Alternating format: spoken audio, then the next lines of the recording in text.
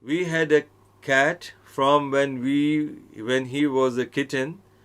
We had him for 3 years. The cat was killed by a car outside our house recently.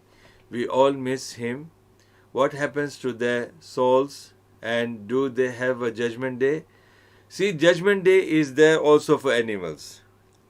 As far as their soul is concerned, yes, every creature that is alive, even the plants have souls, even the rocks has soul. Every creature, Allah has said that they are alive, they have the feelings, they have, like Allah subhanahu wa ta'ala speaks about the rocks, which we don't know. Allah says rocks can feel, rocks can become sad, rocks can, burst out. And that's why the fountains come from the rocks. So cats have soul. This is your first answer. The cats have soul.